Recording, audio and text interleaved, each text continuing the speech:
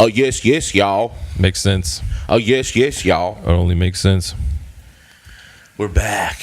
Yeah. Back with that new flavor. For umpth time. For unteenth? No, not a teenth yet. We're back for umpth time though. I don't know what that means, but like we're back for like another time. A time for another one? Yeah. I don't know if that's actually a word. I don't think it's a word. I think I just made that up. That's okay. I think it's the end. I appreciate that. Well, I mean, everything has to be made up at one point in order for it to be reality. Somebody made up words. Somebody organized them. Sounds, organized them, communication, cataloged them, wrote them down, scribed them. It's something that gets passed down from generation to generation. It has to be taught to you.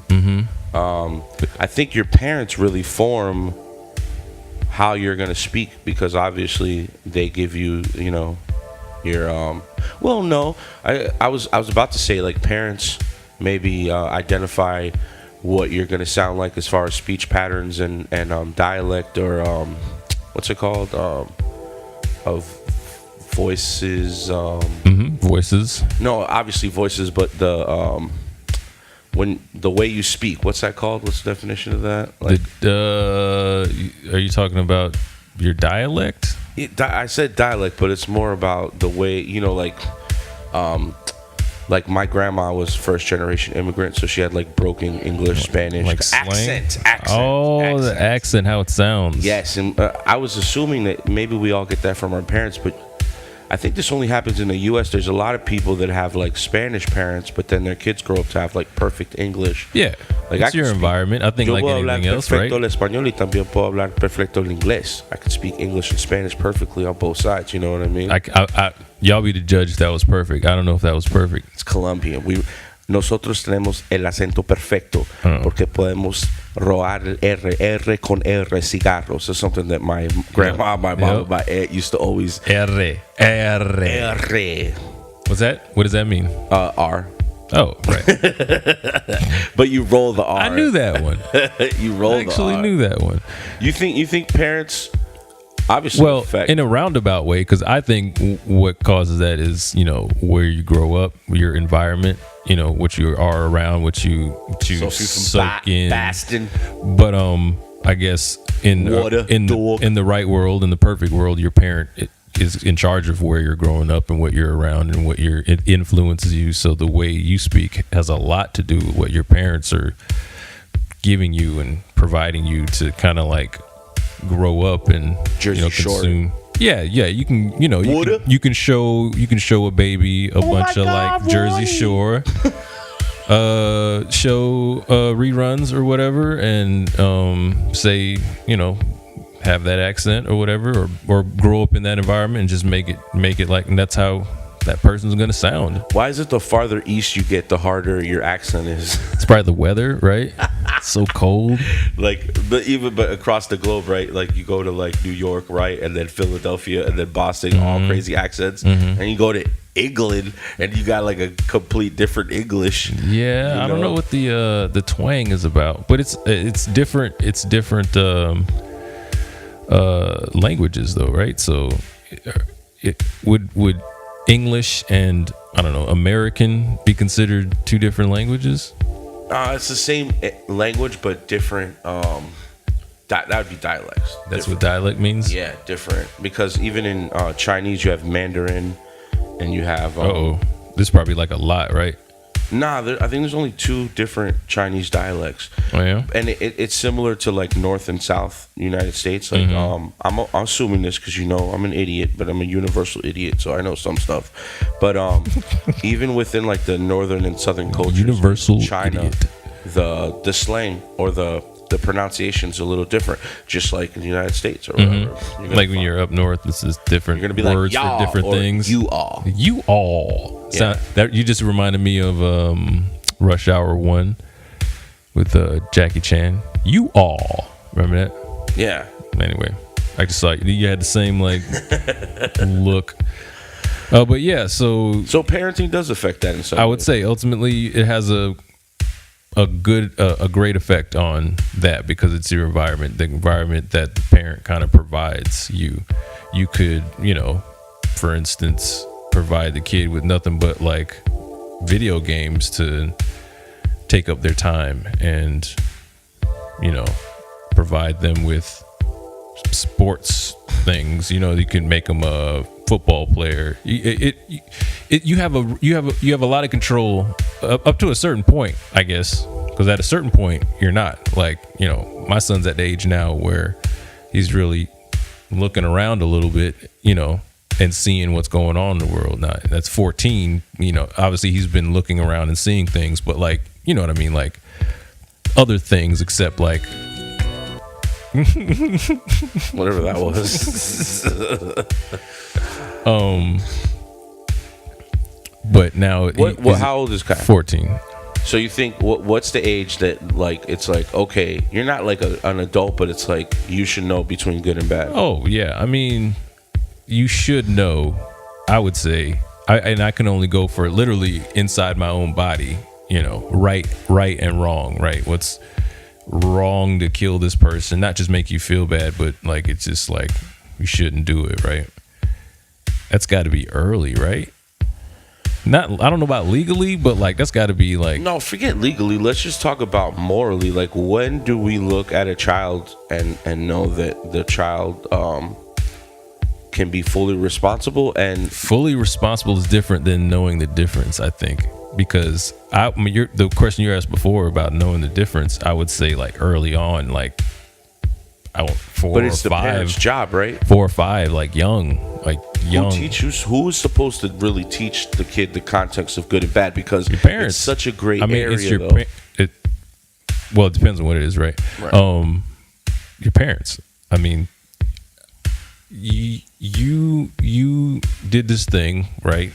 You had a great time doing this thing, or maybe a horrible time, so something bad maybe happened. And what if your kid grows up to be a murderer? Whose fault is that?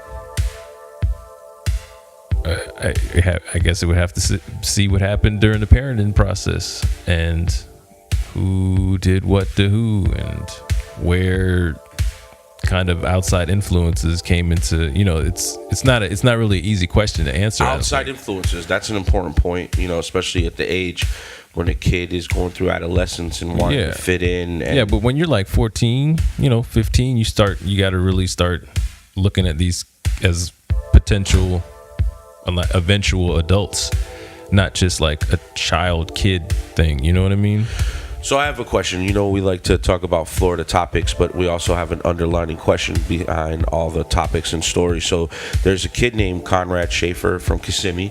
Some of you guys might remember this case. It was in 2014, and Konrad was 14, 15 years old, and Konrad was in remission from cancer. He's a cancer survivor, and his father thought that he was kind of naive and maybe a little insecure and just didn't have a lot of confidence. So his father decided to buy him a .45 caliber rifle. He said he was naive. Like, that's what he said. Yeah. On an interview, he said, I thought he was. That's what he told the police. He told the police, oh, this is the police report?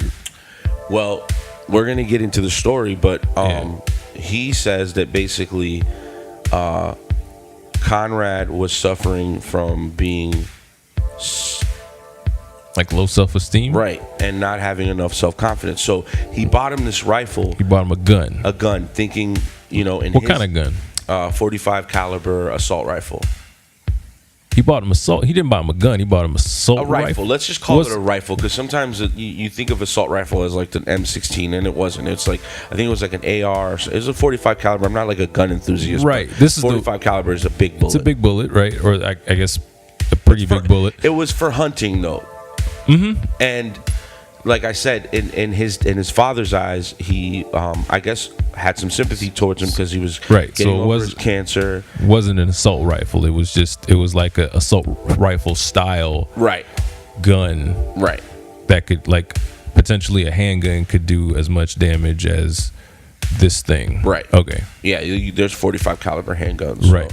And again, I'm not a gun enthusiast. Me neither. I'm just trying to understand, because I like literally that's why I'm not really. I shot guns when I was younger. But it's a difference between whether it's a handgun and a rifle that he bought him. I mean, the point was, would it be like less if it was maybe a BB gun? No, I think what I'm saying is, it doesn't matter. I just wanted to make sure that I understood it wasn't an assault rifle. It was the ones that are like a style, assault rifle. And would that have made a difference? No, it doesn't make a difference in the actual like gifting of a gun, I don't think. But I obviously it's got to be legal. But well, I guess maybe walk that back a little bit. If I'm giving a 14-year-old a handgun, what is that for? I guess I can understand the rifle thing, but what's the handgun for? I don't know. This is, again, I'm not a gun guy, but so what I'm asking, I would never give my kid a gun. Yeah, me either. I don't even have guns. I don't like guns. I don't agree with guns. I think that some people should have guns. You know what I mean? Sure. There's some people that are capable people. I've had friends that were grown, like their parents. I have a friend that his dad taught him how to make bullets, for example, and he's a responsible gun carrying. That's cool, man. He has his own license and everything. So there's people that are responsible enough to have guns. Yeah. But was the father in the right mind by saying, maybe this will give him some pride or some discipline by taking care of this gun? And I guess that's where the like gray area thing lies. Is okay. What did he do after he gave him the weapon? Well, let's hear.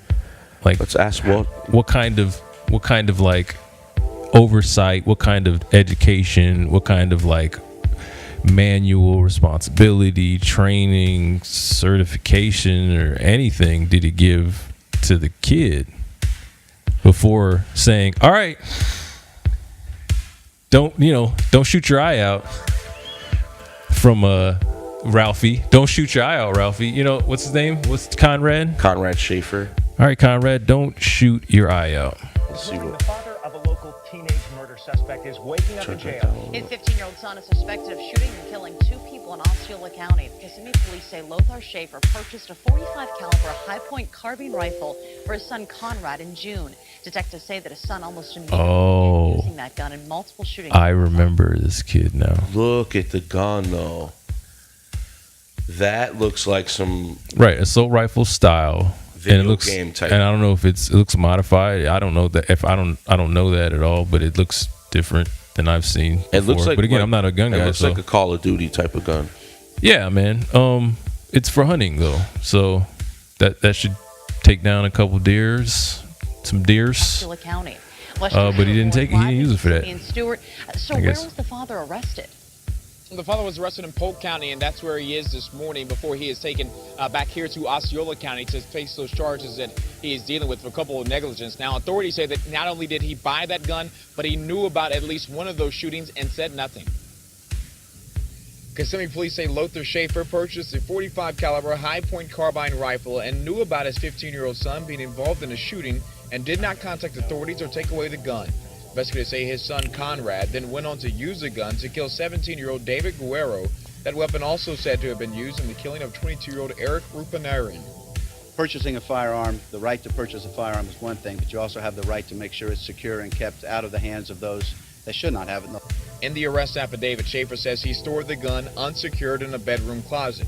He's now facing charges of culpable negligence. The result of Mr. Schafer not securing his firearm is that we've had 2 homicides and what could have been tragically many more. Now we are expecting Schafer to be able to bond out of jail today. So he kept it in a closet upstairs. He didn't. It wasn't in the kid's room.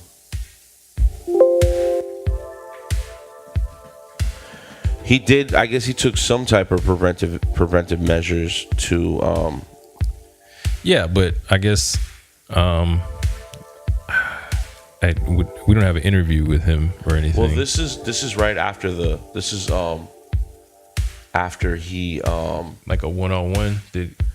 What did he say about? So right here, what did he say to the kid after he gave him the gun? Because I'm not against Lothar. That's his name, Lothar. Sure. So it says Lothar told authorities that he bought a .45 caliber high-point carbine rifle for his son Konrad, a small bullied teenager cancer survivor. So he's also bullied. Were these kids that he shot bullying him, or was they random kids? Random. Well, the second kid was an attempted robbery. He knew the kid had something on that he could get from him, so he tried to rob him and instead he just shot him. They convinced this girl. Okay, right at the end there was the 4 people. One of them was a girl. So right here. On West 2 News, pages and pages of documents depicting the cold-blooded murder of 22-year-old Eric Rupnerine. A Poinciana man was ambushed by young people looking for rent money. West 2's Gail Pascal-Brown has been poring over the documents. She has new information in a case looking for his rent money. Like in the state attorney's I don't office. understand. That's right, Jim. State Attorney Jeff Ashton has said he will be the one to try the case against these young suspects. All 4 of them, ages 15 to 20, will be tried separately beginning next month and in December. 15-year-old Konrad Schafer and his friends face felony first-degree murder charges. What year is this? This is like 15? 2014. This large 14? kitchen knife was found resting on top of Eric Rupnerine's chest on July 4th. The 22-year-old Poinciana man was also found with a gunshot wound to the face when Osceola Side note, Poinciana is crazy as fuck. Try to stay out of it. County Sheriff's Osceola deputies County. arrived to his home on Poinciana. Mendoza Lane. Kissimmee's better. According to evidence enclosed in this 300-page document, the state says these 4 young suspects, now charged with first-degree murder, devised a way to get rent money from Rupnerine, who had apparently bragged about having $18,000 from a car accident. According to documents, Victoria Rios says she lured Rupnerine, offering sex for money. What? When they say rent money, what does that mean? So they needed money for rent, obviously, or something The like people, the crew, that. the 4 people Yeah. needed rent money. Well, that's what I'm saying. She might have needed the rent money, and then they were just on the high of committed crimes. That's the dumbest shit I ever heard of in my life. The report says Rupnerine lets Victoria in. She says she goes back to the front door and lets Konrad Schafer and David Damus inside the house. Kids, man. The documents show once they got $300 from the victim, they forced him into a seated position on the living room floor, thinking he had additional money. Victoria says she was pushed outside but could still see through the glass. Rupnerine begs David not to kill him. Victoria says she saw David Damus shoot the victim in the face with the rifle. Victoria says she comes in and points out that the victim is still breathing. She says she then sees Konrad Schafer stab the victim in the throat. However, Schafer told detectives he could not stab Eric, and Schafer saw David Damus stab Eric after Damus shot him in the face. Money, a big screen TV, Xbox, PlayStation, the victim's car keys, cell phone, and iPod were taken from the home. Investigators have also charged Schafer with the murder of 17-year-old David Guerrero, a teen walking to the bus stop on Central Avenue. God damn, the that's the documents first also- kid. They were just in the car. The kid was David Guerrero was That on night. his way to work. That night? This is before. David Guerrero was first, right? So Konrad gets the gun, wants to go joyriding with his friends, right? He's in the car, backseat or front seat. They see David Guerrero. It's early morning. David's on his way to work, right? Konrad takes a shot from the car, kills David instantly. It's just an innocent kid walking down the street. They don't even know, homie. He's just walking, going to work, being freaking David, you know what I mean? And they killed him. And then a couple weeks later, they needed money. They wanted to rob somebody. They convinced this girl to go to the man in Poinciana that apparently had some $18,000 in a settlement from a lawsuit, and then goes in and this is my thing. The older one, this gentleman, David? No, this guy right here. Yeah, David. There you go. I'm sorry. He's apparently the oldest one out of the situation. Fucking psycho. This guy Juan didn't do anything. He just went along for the ride. Both. This guy David knew about the settlement. Is he the ringleader? Find out through Victoria. She knows because Buddy was bragging to her, or through the grapevine, and she was like, "Yeah, I'll come over and fuck you," or whatever. That was the reason why they went over there, was to use her as bait. Oh man! So how much of that has to do with parenting? Is the question. The rest of it, it's gonna be a longer story, man. This kid really, because he stabbed him and cut his throat. That's like personal, man. That's in your face. That's getting your hands dirty. He's also saying that David did all that, but he went along for it. The girl said she saw him do it. Right. I don't know. Do I believe the girl? Yeah. I don't know. That may be a mistake as a adult male with little girls. You know what I mean? So that may just be a mistake of intuition and whatever, but my gut says to believe the girl. But that's just because she's a girl. Maybe the girl is in love with David and we don't know it or something. I don't know anything about these people personally, you know what I mean? So I don't know. I don't want to speculate on what she may or didn't or do or none of that stuff. Other than, well, we know that Konrad's father was the only parent that was arrested because he provided the negligence of. Because this is a grown man. I think David. Let's see how old David is. You said he's the oldest, so if he's over 18, he just, you know. It already came up. Oh. David Moss. What was his name? David Damus. Damus. Damus.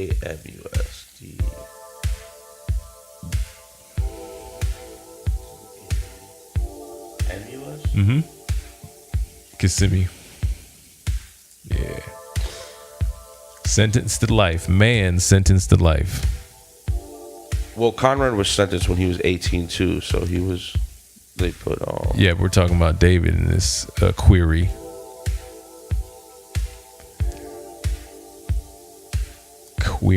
So 23. He was only 18, 19, 20. So he was 20 when he did it, and Konrad was 15, and Victoria was 17. So they didn't go ask his parents. The Juan dude was just there, so he didn't get in trouble. This reminds me of that one movie with Justin Timberlake. Yeah. When it went too far, you know? Well, that's what I'm saying. It's a combination. If you're naive and insecure. But why do you stab him? To try to end pressure. It?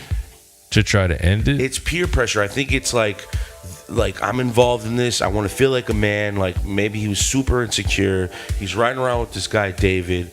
You know. What did the father do? We got to go back to that. What did he do as far as? I guess it doesn't matter what he did, right? And as far as the training, I'm battling with it, man. I don't know whether to call it the parents' fault for giving them the gun, because parents give kids, young men, guns. If it wasn't for his son, all the time, you know what I mean, and nothing happens. This happened to this guy. I mean, to this kid.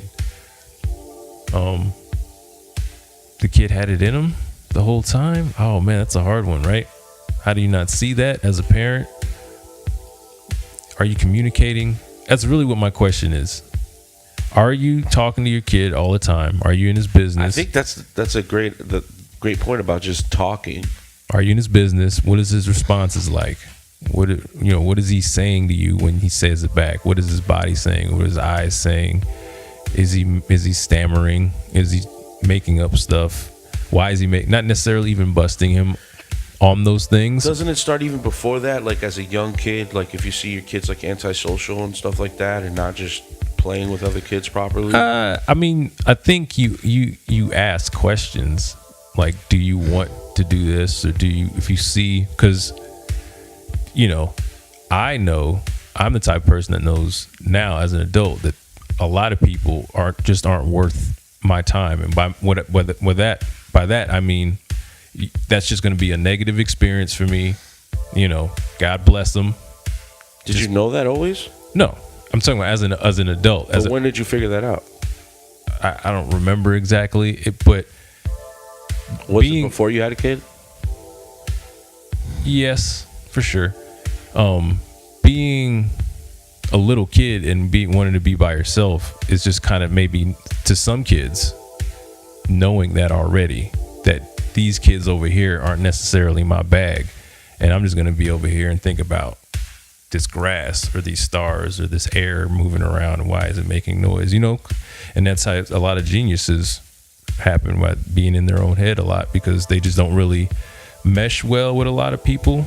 Those are some of the coolest people sometimes, so sometimes they grow up to be serial killers. Sometimes they grow up to be serial killers and have people's heads in boxes. But I would say that sometimes people work all week and go to a job and pay their taxes, and when they get behind closed doors, beat on themselves and watch animal porn or something, I don't know if it's specifically because... Is there animal porn? Can you search that online? It's bestiality. It's porn. Yeah, Yes, I thought that was, I've seen for some reason, I thought some. that was like illegal or something. It is definitely illegal. You can't be walking around fucking chickens or whatever. But in high school, a friend of mine had a VHS tape.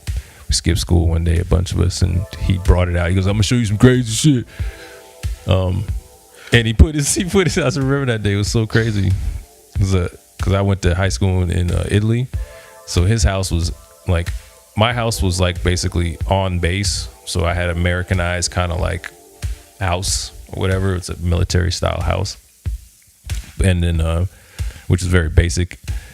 And then his house was like an old Italian farmhouse. So it was like made of stone. You could feel it was cold. The stone was cold. So you could just picture this like old kind of house. So we're just sitting in this dude's like kitchen. He brings out his TV. He's like, "I'm gonna show you some crazy shit." So he showed me like some nuts stuff that I just had. I've never like looked at again because it's just not my bag. I saw it and it was just like, but you stayed and witnessed it because it was like, I remember living across the street from my friend Carl's house.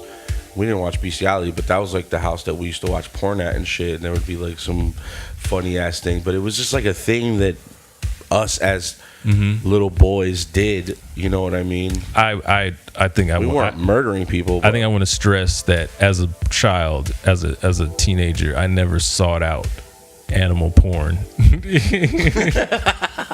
Context. That guy just brought it on. That was literally the one and only time I've seen that, because it was a bunch of different, like, it was like a chicken, like a dog, like a horse, and like something else. I think the context of wanting to fit in, though.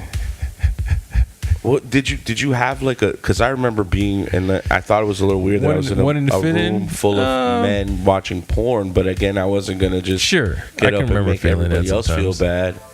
You know what I mean? Yeah, I remember. I've made ignorant jokes to like fit in.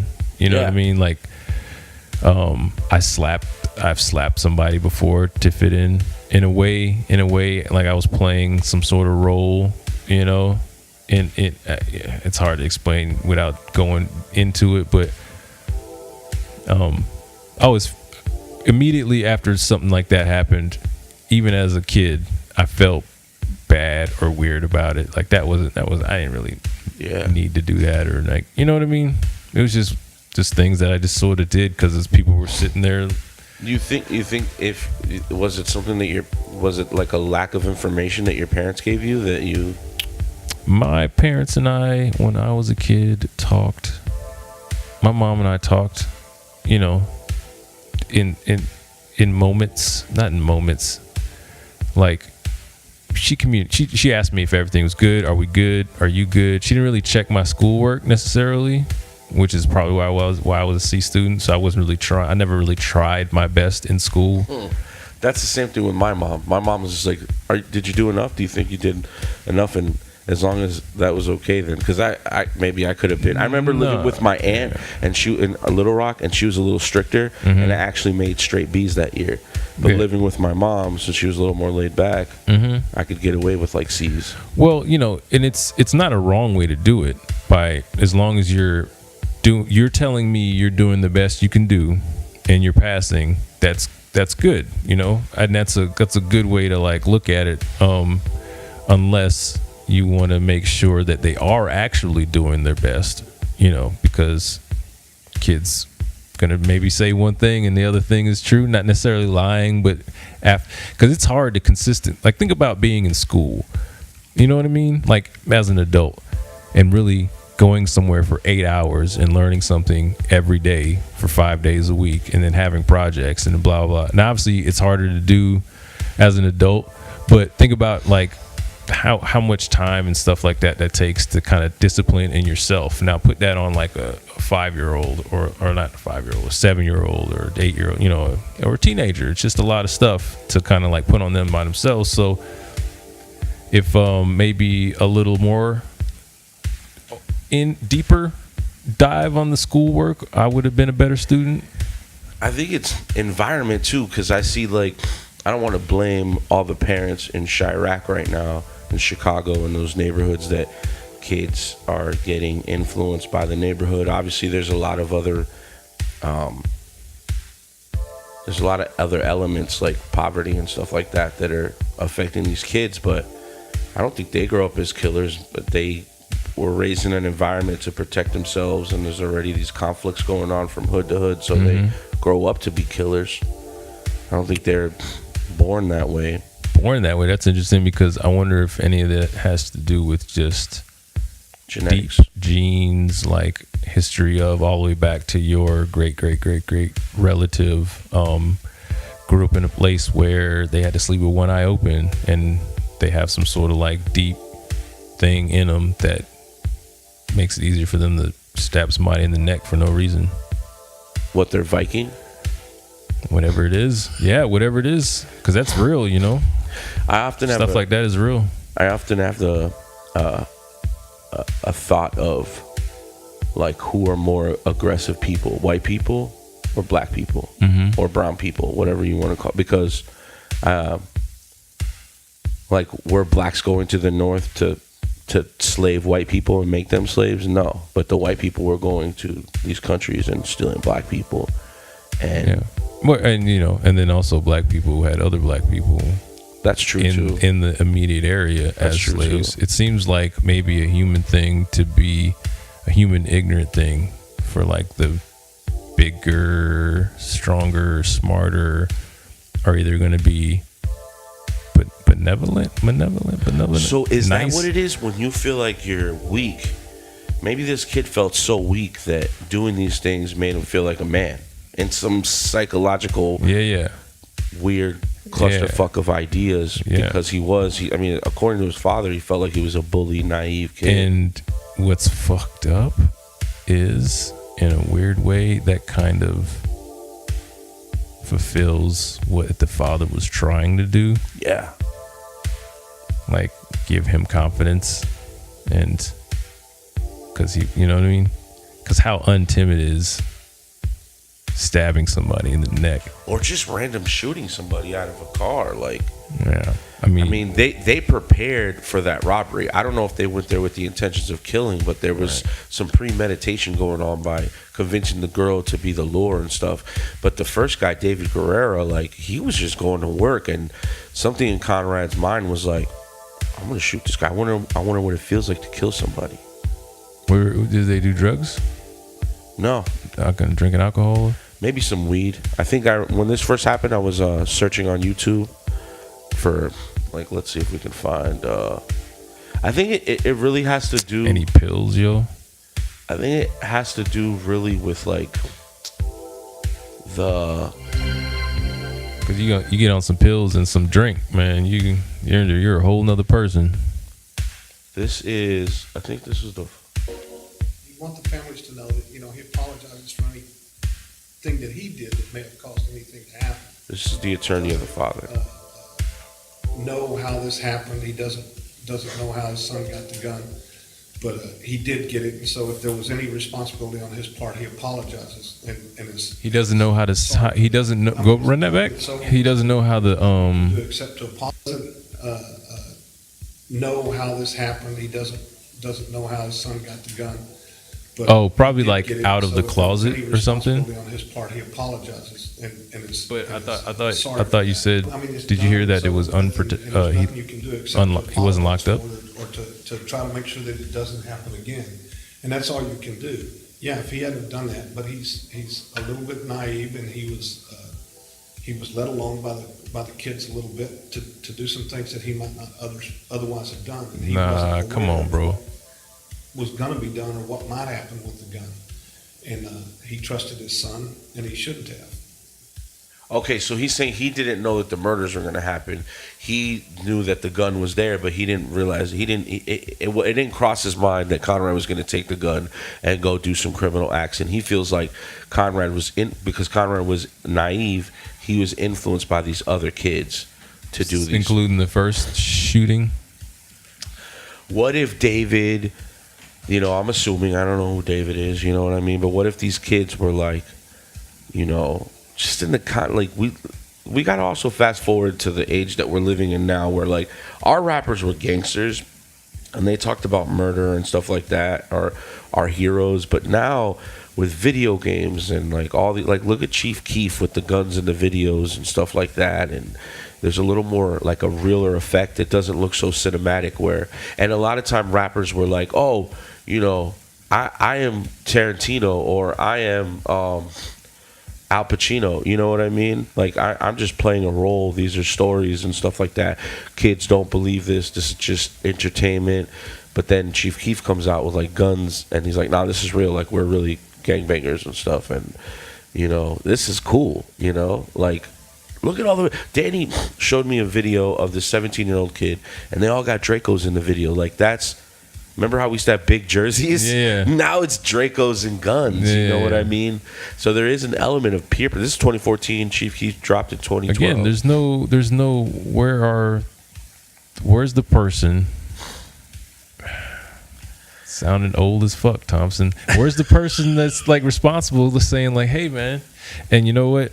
Maybe they get shot in the face. They walk through the door and they say something like that to them kids. You know, I say all the time, man, after a certain age. Okay, so these are Konrad's YouTube videos. This is him smoking, I think. So that when this first happened, I started. So listen, that sounds like a trap beat right there. Smoking joints.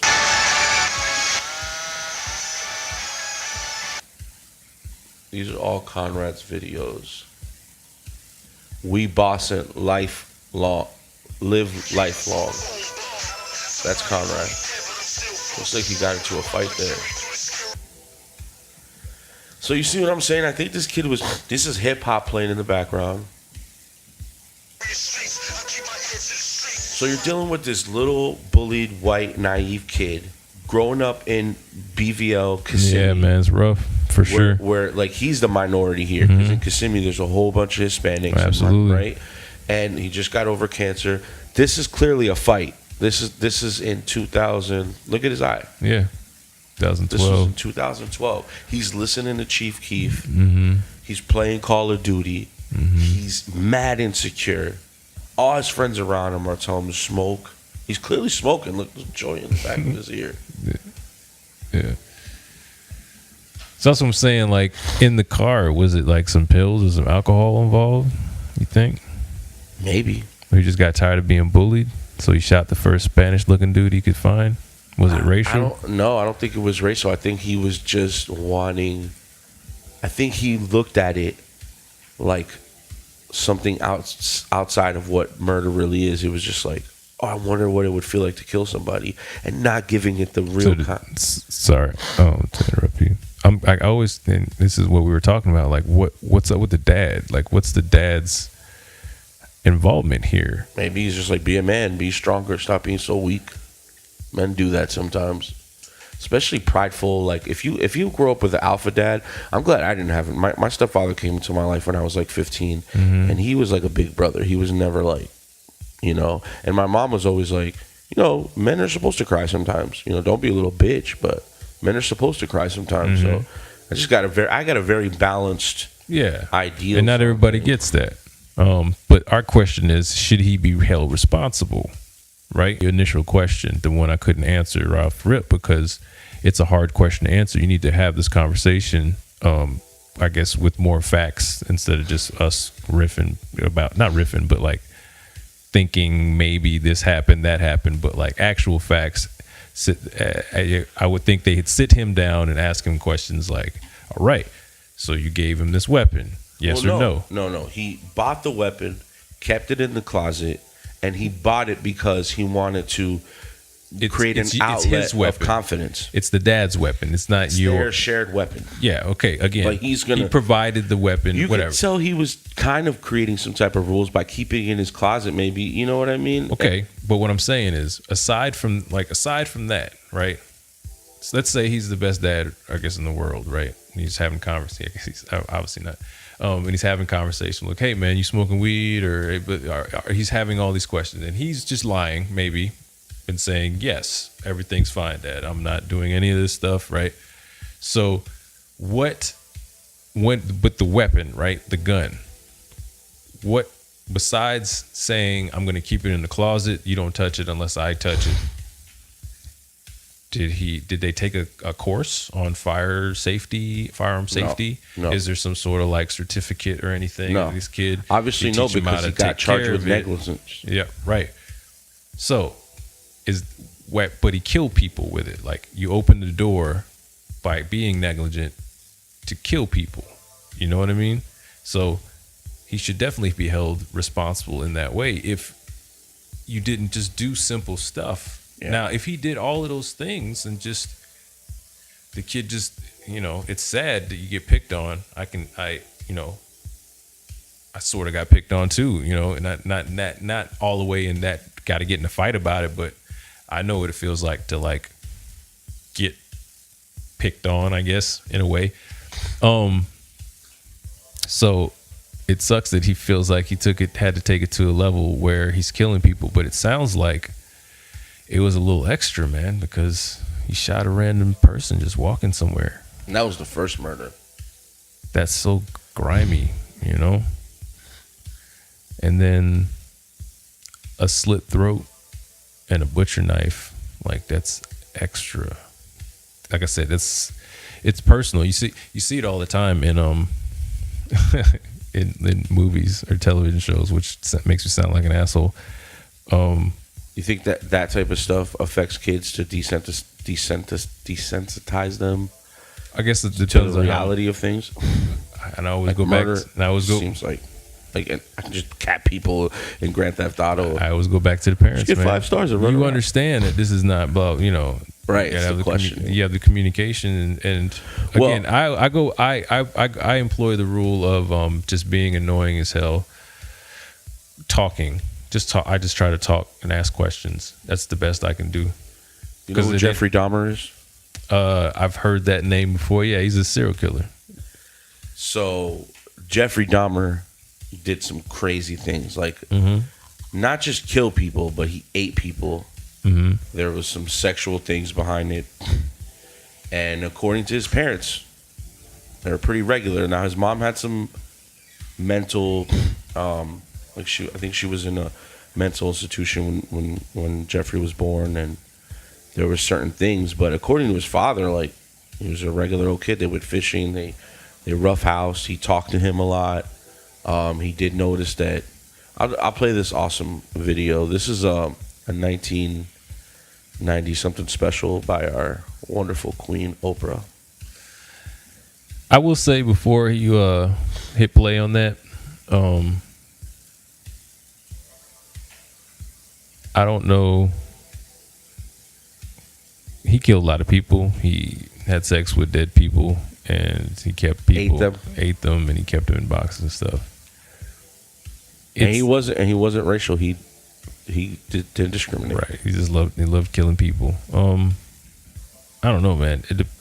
I don't know if I could believe all the way. Like, nothing happened in his childhood. Like, nothing. Zero. See how, because I have seen this already, so I think it was pretty convincing. But well, I want to hear your opinion. Go to the parts that don't show like.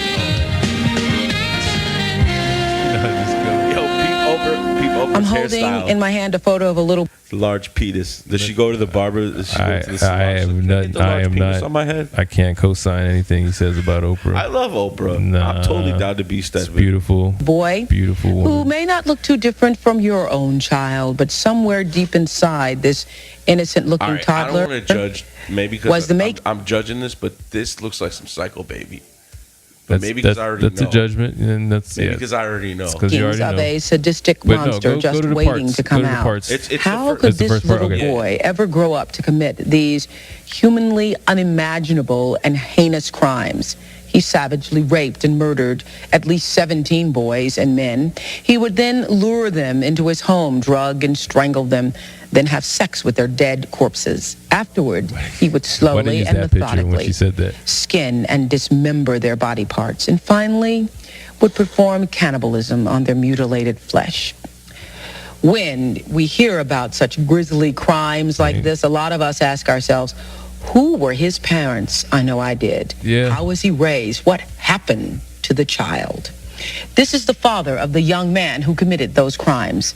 He's the father of Jeffrey Dahmer, Lionel Dahmer. Today we're talking with parents who all somehow, some way, and talk about raised violent sex offenders, child molesters, rapists. Again, that's kind of weird, though. And we're asking, what goes wrong from the time a child... If my son went and did all that stuff, I don't think I want to write a book. Listen to the guy. Child is born to the time they are savagely raping or molesting somebody else's child.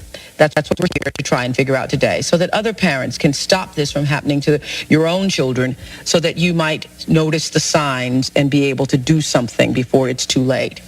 Did you notice the signs, Mr. Dahmer? No, the only signs that I saw were shyness and reluctance to engage in social interactions, that sort of thing, but really no overt signs of any kind. One of the things you wrote in the book called A Father's Story, when you're trying to account for how this happened to your son and to your family, one of the things that you say, though, is that this same sense of something dark and shadowy, of a malicious force growing in my son, now colors almost every memory I have of his childhood. In a sense, his childhood no longer exists. So that when you look back on little things, things that you thought were little things at the time, somehow seem to foreshadow this monster that was created over the years. Yeah, it's a sort of a retrospect sort of thinking now. When I look back on things like the time I was at Iowa State University in university housing, and I went underneath the house to clear it out of trash and debris. And he was 4 years old at the time. He was about 4 years old, yeah. And because you smell something under the house. Yeah, civet cats. It's a member of the skunk family, and I wanted to go underneath and fix it up so they wouldn't get in again. And I found cans and bottles and bones of mammals that the civet cats, the skunks, had eaten. And so I cleared all of this debris up, including the bones, and put it into a metal pail. And Jeff was there, and my former wife was there, and it was just an ordinary operation at the time, just a cleanup operation. So you gone under the house and you found that these little skunk-like creatures had eaten a lot of the rodents. Yeah, and left bones. And left the bones. So you pull the bones out from under the house, and your wife at the time and Jeffrey Dahmer, 4 years old, they're standing out, and he started to go through the pail of bones. He was just 4 years old. Right. Correct? We were just discussing, my former wife and I, what I was doing, and I looked down and I saw Jeff playing with the bones, picking up the bones and dropping them back into the pail. And that was really the only time that I saw. Did he seem fascinated? He didn't really seem overly fascinated, just sort of amused that they sort of dropped down and clanked and, made a clanking noise. He called them fiddlesticks. And he said it's sort of like fiddlesticks, these old pickup sticks that you used to play as a kid. And that was his name for pickup sticks. And he just seemed amused, and I wouldn't say overly fascinated or taken with it, but yeah. There's this part. So basically, that's what he says through the whole thing, is that there wasn't really any major signs besides just little antisocial stuff. First grade, there was a teacher that kind of brought to his attention that he wasn't really responding with the other kids, that he would go off and do his own thing, kind of like walk around. And there was this part that... ear and nose infections. Described about a year and a half ago to regular cassette tape. And I came across this one portion where he asked me, Dad, what would happen? We were just engaged in conversation about his body. And he said, what would happen if we cut out my navel? And I can remember just passing it off at the time, and it was maybe just an innocent question. That's one of those things kids now, say. Looking back, it's just one of those things that kids say out of interest. You say in your book, Lionel, you say, I've come to believe that some of the compulsions that overwhelm my son may have had their origins in me. That must be a frightening realization. It was one of the items that I already at this point wanted. Because he killed somebody at 14, yes, right? Yeah, okay. Well, this is where he talks about the box. Genetic was... analyze, and you have a very analytical mind. I don't know how do you, as a parent, how are you on here talking to Oprah? Man, that's crazy to me. Like, nope, I'm not talking to anybody about this. He says that he wants to. He want to like clear his good name or something. It's like, I did what I could. Lionel Dahmer. Lionel Dahmer is the father of Jeffrey Dahmer, who has taken his own dark journey into trying to understand why his son became the monster that he did. And he writes of this in his book. It's called A Father's Story. A lot of people would say, Mr. Dahmer, you're just trying to capitalize on the crimes of your son. Well, money is not my prime mover at all. My main mover is to find out what went wrong and to help people. And could you have done that without writing a book, though, do you think? I don't know. I've had so much interaction with people as a result of writing the book, so much feedback that I don't think I would have had if I would have just gone out on my own and tried to, and I might not have investigated so fervently in yourself in depth. Yes, let me ask you, do you think that there are other Jeffrey Dahmers being bred out there? Yes, I do. I think that there's always a great... maybe bad luck. I mean, you could tell that, I mean, are you supposed to just close up and not talk to anybody? I think his kid, like, hurt so many people that he's trying to give some people closure in some respect. And he goes on to say that a lot of the money he makes in the book goes back to research and other foundations. That's good. That's right to do. I guess... Yeah, it's bad luck, right? It's a bad roll of the dice. Some of the craziest people in the world are created by bad parents, and then some, I guess, bad people are created in the womb when they're getting mixed together in that cocktail of X and Y chromosomes and fallopian tubes and I don't think Dahmer that was weird. Is the overarching norm, you know what I mean? I think he's the extreme, right? Right. He's the he would be the extreme exception to the rule. Because I think you're absolutely right. The majority of serial killers or molesters are hurt people. They were hurt when they were young, and then they grow up to do the same thing. Right. But again, I mean, with the gun situation, I guess it's part of the same thing. Should he be responsible? No, right? He was a good parent. Do you think they should have arrested Lionel? Doesn't seem like it, right? There should be an investigation, though. You find out how and what and where. So this guy is just charged with negligence, and everybody walks away. No, I'm saying, do you think Jeffrey killed a lot of people? You think at some respects in society we should also arrest the parents? Again, there has to be an investigation, and if he's not found to have done anything, what if Lionel was like maybe not abusive, but just like enlisting these things in the mind? In what way? Just, like allowing for, let's say this is all like a ploy, right? And he actually started seeing stuff in Jeffrey Dahmer's, childhood, and he just allowed it to just be like, well, we found some bones and stuff like that, or because they say a lot of serial killers, they start by torturing animals and stuff like that, and there's another segment in here. Yeah, I've heard that before for sure. The neighborhood kids knew about this, that Jeffrey was out killing animals and stuff, but never brought it to his attention. What if he did know and he allowed it to fervor? To just continue to grow, would he be liable then? Yeah, sure. I don't know to what extent he didn't kill. It's kind of like this is a whole other side story, but like when they arrested Charles Manson, he technically didn't kill anybody, but he manipulated these people into killing somebody. Right. Yeah, he ordered it or whatever. So that's bad too. You shouldn't do that either. Obviously the other person did the crime, but if somehow you have influence over them and you're making other people do it, it's a hard one, man.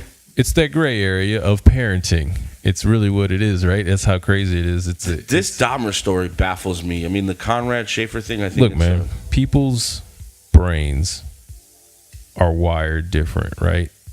When you're broken, I guess, quote unquote, broken, your brain is just doing different stuff. Your little neurons or whatever, they're firing. It's just different, you know. I don't have the language to talk about. So you think killers are just born? No, I think some, like I said, some are created, some are just mixed up and messed up. They did some sort of scan on a child molester's brain and a scan on a person who didn't like to molest children, and the child molester's brain's pleasure senses, or like when something was pleasurable, a portion of the brain lit up for a regular person, right, wherever that was. But in the scan, the whole brain, or different spots all over the brain, lit up for a molester. So basically wrong stuff was making them feel good, including children. So they literally, that part of it they can't do anything about. Maybe medicine, I don't know. It's a brain thing.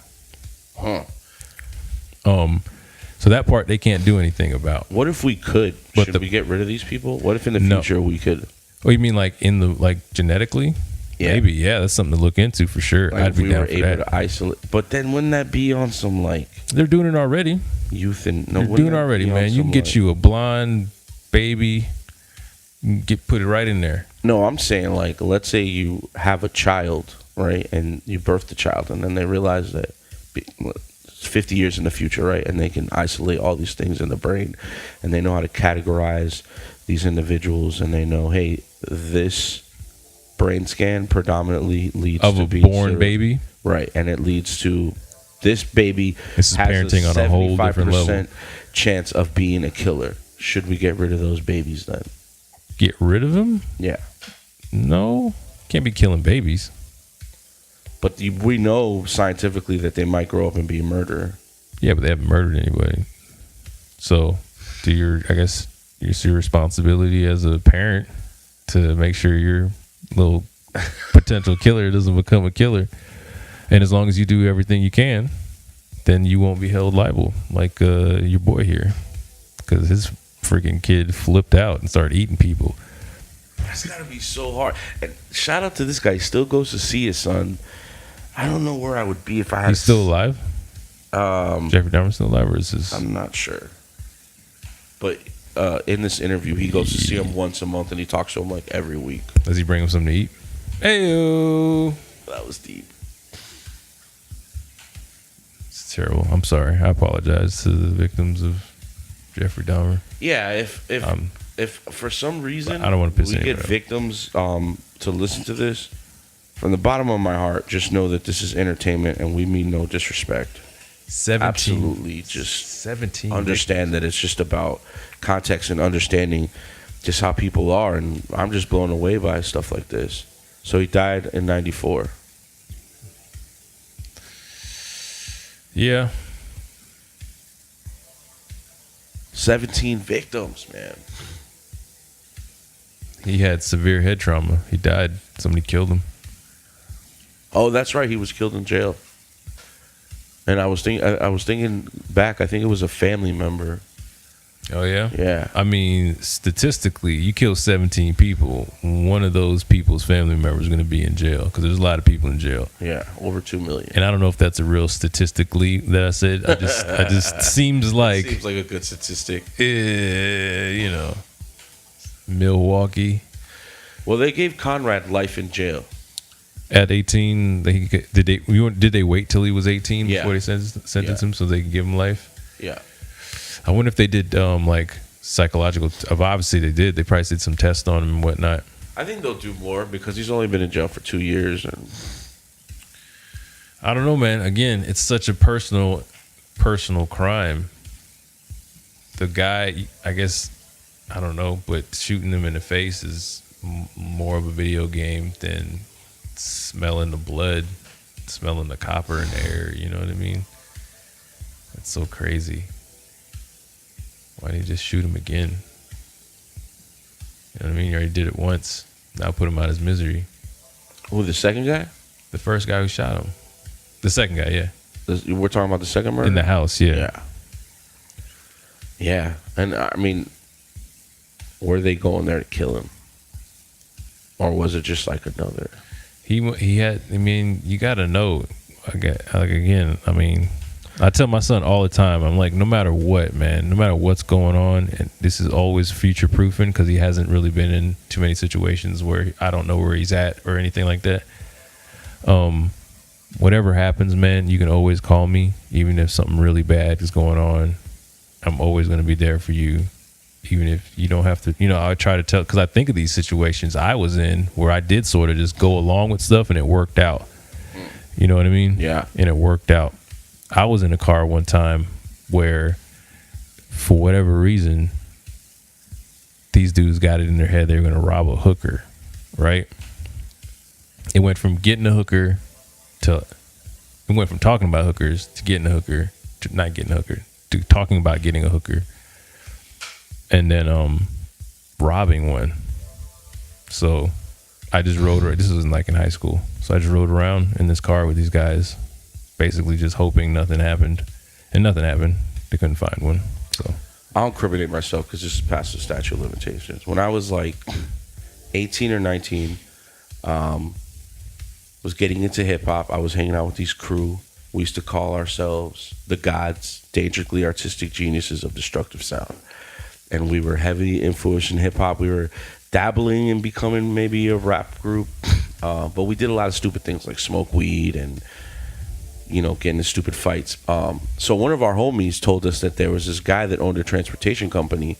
And every night he would park his van in front of his house and he would leave the day's count of money underneath the car, and that according to this kid, he already had broken in and took the money, and that there's always money there. So we devised a super scheme on we were going to rob this guy's van, right? Nobody, just a van, okay? So there wasn't going to be like no kidnapping or anything, but just roll up to the guy's house, break the window, take the money, and be out.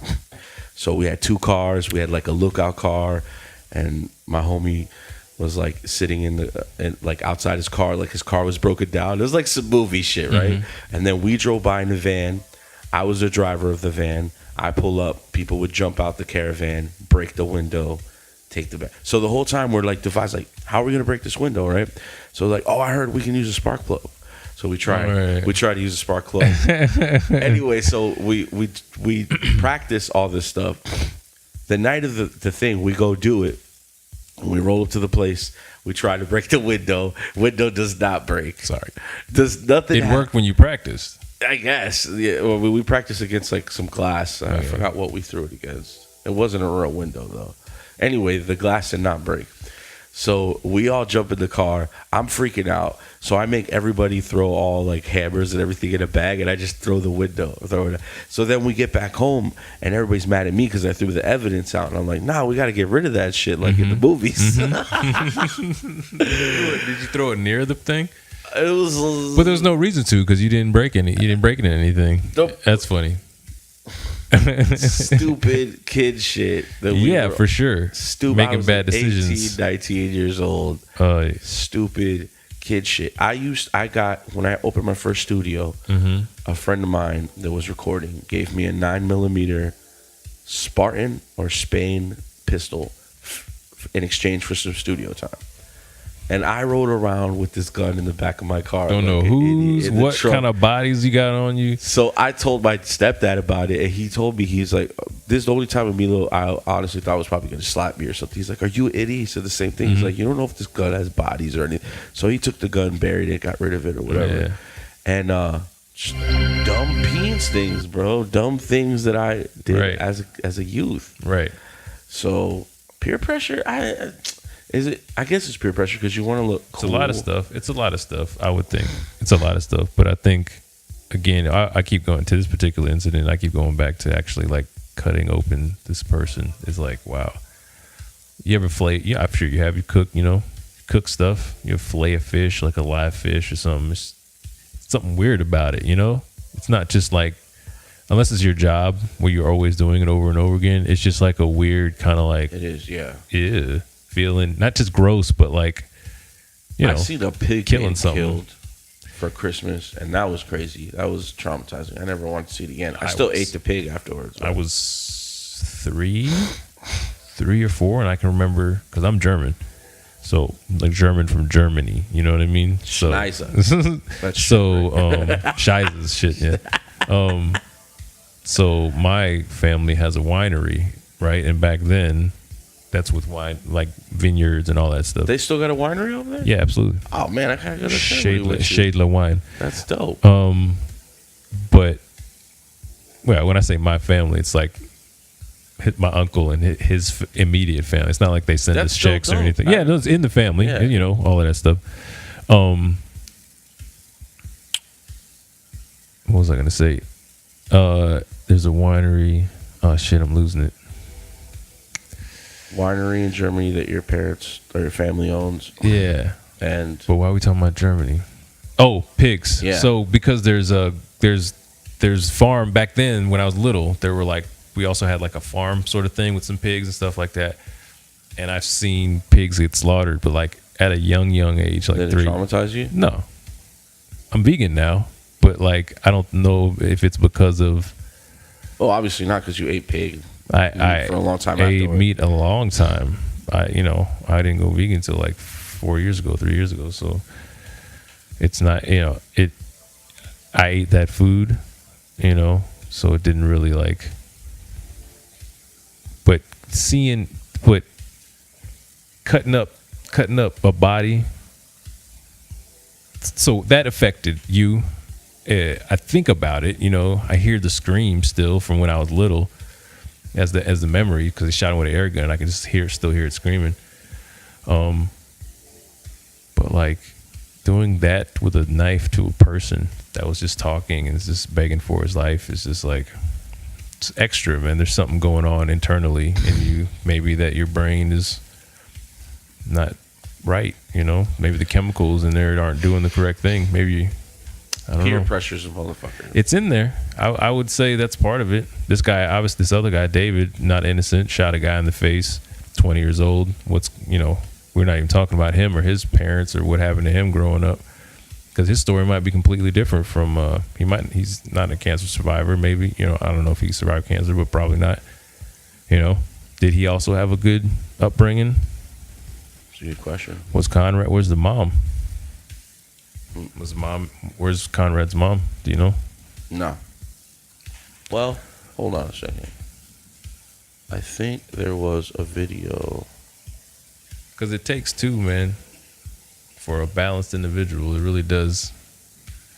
I'm not saying you need it, like, to survive in life, but optimally, the best case scenario is your mom, your dad loving you unconditionally.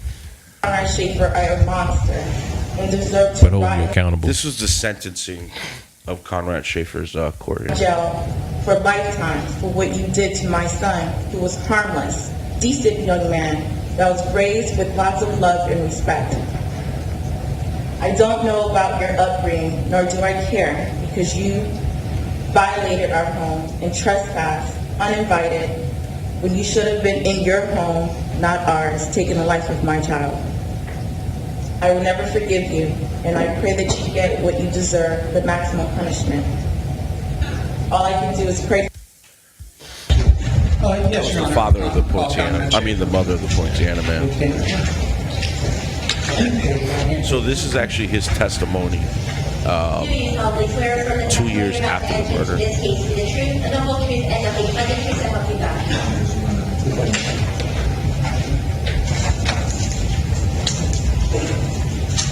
Man, it sucks so bad.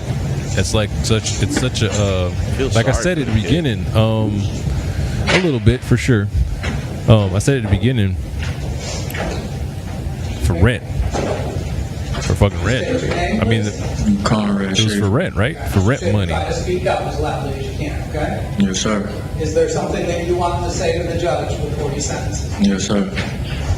I would just like to apologize to the families that I've hurt. I know that y'all never forgive me, and I don't expect you to. I know if I was in your position, I'd feel the same way. I was 15 at the time, and I'm really sorry for the things I've done. And I know I did wrong, and I know my apologies don't mean nothing to you. And I know it ain't gonna change how you feel about me. but I just feel like I need to apologize, and I really am sorry for what I've done. And I know I gotta do the time, and I mean, I'm sorry for what I did, but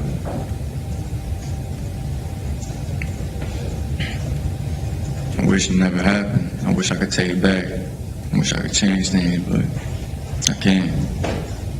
Still a kid. Sorry. I'm sorry to all the family. You know what I mean? He's in jail too, man. He must be getting fucked up, huh? That's terrible. They give these guys glasses. I just want to say I hope you guys forgive me one day. I'm really am sorry. Kept saying sorry. So confused. He is so confused.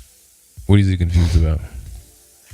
What an idiot he was. Like, how the fuck did I do this? Like he was confused. Yeah, he sounds confused and just like, oh my God, I killed somebody. Nah, I don't know if he sounds confused. He sounds confused. 2 years later, I think he's just I think he's confused in the way he doesn't know what to say. I don't know if he's I guess he's confused. He doesn't know what to say to like make it better. And he just keeps, and I would probably do the same thing. I would just keep going over and over in like a loop in my head. It's like, sorry, I know it doesn't mean anything, but I really am sorry. I know you don't give a fuck. I know it doesn't change anything. You know, they just keep saying the same thing over and over because there really is nothing to say. What is there to say? What more is there to say? Nothing. I mean, at least give some context of why. Of why in that moment. Something. Is that what is that what's in the amendment? What do you mean? We voted on an amendment to allow victims to speak or something. It was one of the amendments in the midterm elections. I don't remember. And I wonder if in this moment they can ask direct questions. Oh, okay. You know what I mean? Trying to find closure. I don't know if that after the person already absolutely. Convicted. I think it's before. I think it might have to do, and I think I'm wrong. I may be wrong, but it has to do with death penalty cases where it's like the victim gets a chance to ask questions, or I think the victim's family too. So that would be a good moment to get some closure, if that's anything. But like he's saying, to his point, it doesn't matter. It's fucking rent, man. It's so crazy. Do you think some people are born without a conscience and they're really easily manipulated? Like, does a conscience come from confidence? No to the first point. I don't think people are born without a conscience, I guess. I think your conscience has to develop through some type of confidence. If you don't have any confidence for yourself and you're stuck with this insecure mindset, I think you're more susceptible to be manipulated into things. This kid doesn't seem like a murderer to me. Maybe it's the context of the way he looks. Maybe I'm just thrown off by that. Yeah, but because he has glasses. Man, forget the glasses. Smart. He doesn't look like. Yeah, but he cut somebody's throat. He shot some other guy. Stabbed the other guy. What does a murderer look like? You know, a murderer, an aggressive person that is hurt by something and is acting like man. Because you can get bit by a snake and it kills you. You got murdered. You know what I mean? Like a murderer, there's no look to a murderer. You're talking about stereotypes. Nah, there's some people in jail at the court hearing where the judge throws the book at him and he's like, fuck the judge, fuck everybody. He's got like a chip on his shoulder. There's an agenda there. That's just another example of a murderer. But like I said, what you're talking about is a stereotype of a murderer. Big, like, scary dude, you know, he's got tattoos, he smells weird, you know, gets beard. That's what you're talking about. But murderer, there's no face to murderer. It could be a cute little white girl. Remember that scene in Men in Black when he shoots everybody except the dangerous aliens, and he's explaining that it's perception? You know, look at that guy. I was about to shoot him, but I realized he isn't snarling, he's sneezing. You know what I mean?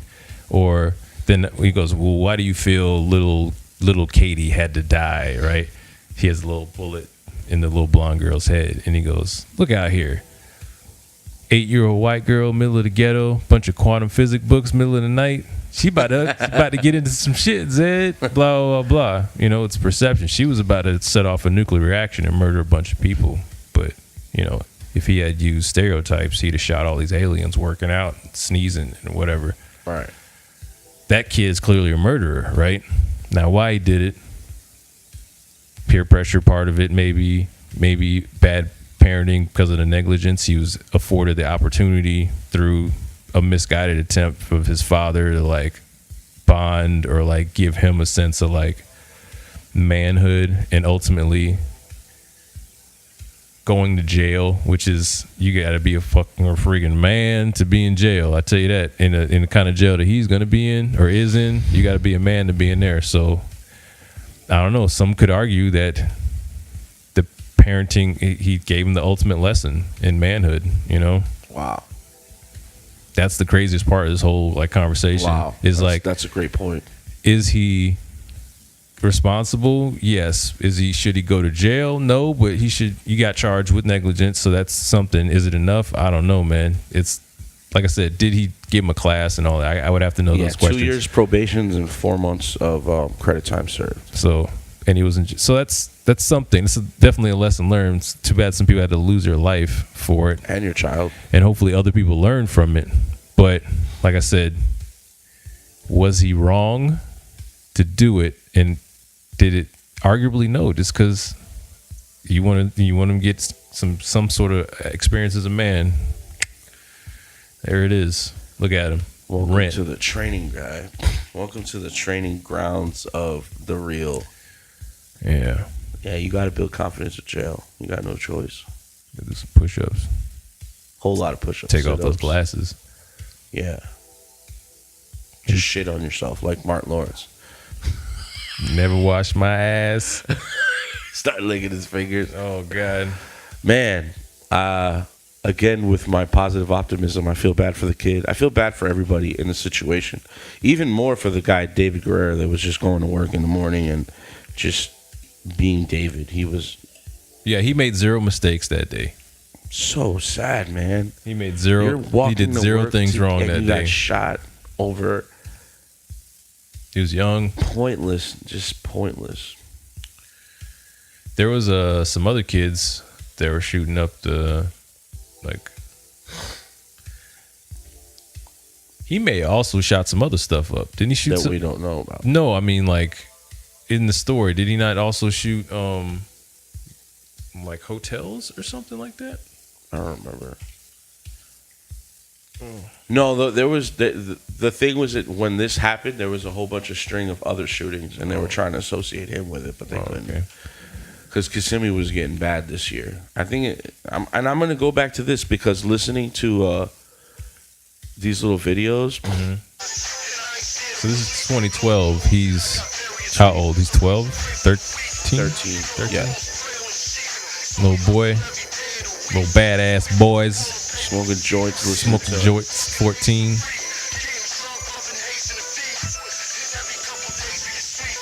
I think that's Jim Jones. That is Jim Jones. So Jim Jones is to blame for this. No. Yes, Jim Jones is going down for Konrad Schafer's. I mean, look, he's got the song. Oh no, it's we ballin'. Life living ballin'. Long. Sorry, it's ballin'. I was like, balls in my head. Boston life live long. No, bro. We Boston life live long. You saying it wrong. They just smoking weed in every video. Banks. This guy's got more views than me.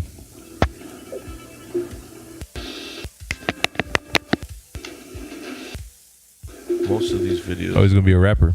Randomness. We boss life living long too.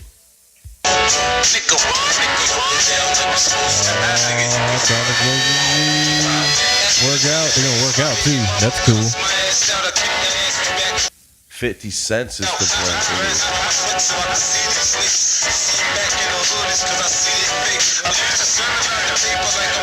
So they're just chilling in someone's garage. Everybody's got a nickel bag. This guy's blowing up all his friends too, which is terrible. be mad as hell if he was my friend. Say, hey man, you know we're smoking weed, right? You understand this is not something we need to be doing on camera, right? That's another thing, the weed. Dummy. I didn't start smoking weed until I was like 18. I think I tried it in 6th grade and in 8th grade, but I didn't officially start smoking until I was like 18. I'm officially smoking like at least a once a week thing.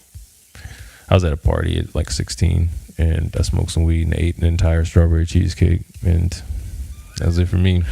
I remember the first time I smoked weed. Now I was at a friend of mine, wrestler's house named Jose, and his parents were out of town, and we smoked through a gas mask. And we're on the wrestling team, so it was like off of wrestling season. And I ate some vanilla ice cream, and it was the greatest vanilla ice cream best strawberry cheesecake had ever in my life. Yeah, man. I don't want to kill anybody. No, there's nothing wrong. I just want to eat vanilla ice cream. I just want to keep. I remember I was younger than that, and my friend was always trying to get my friend Larry.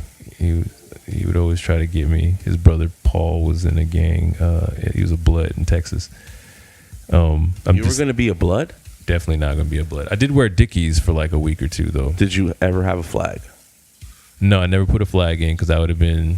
He was trying to get you to join the Blood gang? I didn't say that, no. Oh. I said his brother Paul was a Blood, and then eventually I think Larry became also a Blood. Anyway, Larry was my friend. This was in like junior high or whatever, late elementary, junior high school. And Larry would always try to get me to smoke weed, and he would always say, hey man, you want to go smoke a bowl? And I didn't know what that meant. I just would say no, but in my head it was like a big cereal bowl of weed. You know what I mean? I'm like, damn man, this dude's always smoking bowls. Like, that seems like a lot of weed, but whatever. That's what weed smokers do, right? So one day his brother, this is a random story, I guess, but this isn't really going anywhere other than he's in my house, right? And he's sitting there talking about we stayed up all night and smoked 17 bowls. And I was like, what, man? That's a lot of weed, Paul. That's a whole lot of weed, Paul. You smoking so much weed. But, I guess thinking back, and his mother, he had a stepdad in the house that was ex-Vietnam vet that they would hurl into fits of flashbacks by yelling incoming. Really? Yeah. I never got to witness that.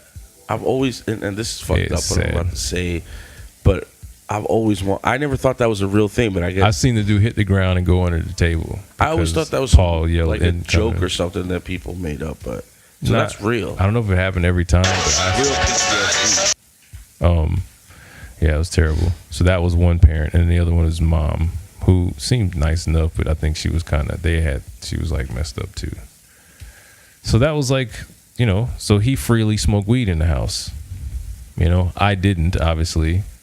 And on top of that, didn't really want to because of communication with me and my parents, I knew it wasn't time yet. My parents told me early on about not smoking weed, mostly because my brain is still developing. And that's probably why I took the position I did the other day about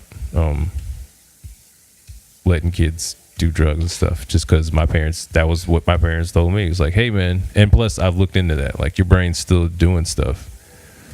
So I didn't smoke weed till later either. 16's a good age, I think. So cheesecake is great too. I guess the conclusion to the story is that 50 Cent and Jim Jones are responsible for turning kids into killers. That was not the conclusion. And I would say the conclusion is ultimately it's a number of factors that determine who's responsible when something like this happens. I think this came out right that he got sentenced to life because he did some extra stuff. It wasn't like he was trying to shoot a mailbox and hit the kid and then got caught. You know what I mean? That's a mistake that a child makes, right? Then the father also could be held some sort of negligible, but less so because it's an accident, But in this case, he opened a door for somebody that seemed to have problems, that he should have had more responsibility, done deeper dives. And again, if I get my son a gun, which I never will, best believe we're going to the range.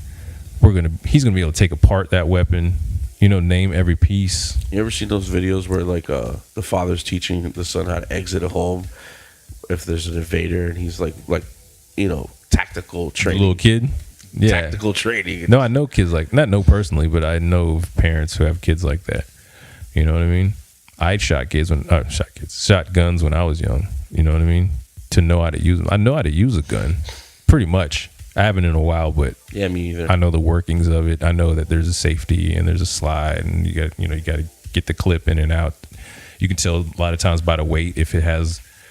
If you were in a situation, do you think, like, trying to defend your life, do you think you'd be able to shoot somebody? Absolutely. I don't know. I don't know if I could. I know I could. Sometimes I think I could. Sometimes I don't know. I wouldn't want to, and I'll probably feel bad about it. But I know. You ever drive down the highway and come up on like a squirrel that's running across the road, or like a bird, or yeah? Have you ever like swerved around one? I've hit and swerved. Like, when you say swerved, did it risk your life? No. Right. One time I was about to, but I hit it. I was like, oh. So you and me. So exactly the people. Squirrel. Again. It's a good kind of like gauge whether the people who cause an accident to slide around a dog, they're not gonna be able to make that final kill shot on somebody. They're probably gonna get shot. Swerve if you can, because you don't want to kill anything. But the people that just keep driving because it's gonna be me or you can pull the trigger on somebody if it's gonna be me or you. I think if I was wrestling for a gun and I shot somebody, but if I was just straight up and seen, I don't know if I could just. Someone's pointing a gun from you? Or let's say I was in an area and somebody was getting hurt and there was a gun there. I don't know. Yeah, that's different. That's not your life, but whose life is it? Could be my girlfriend's, could be family or something. That dude's shot, at least in the leg or somewhere. Try not to kill him. Right. Because that's another thing. If I'm shooting somebody, I don't want to kill him ever. But that's when you start losing. When you start trying to like make those decisions as your arm's coming up. I'm going to stop here. I didn't think about it like that. I was just thinking if I'm shooting somebody, I'm killing them.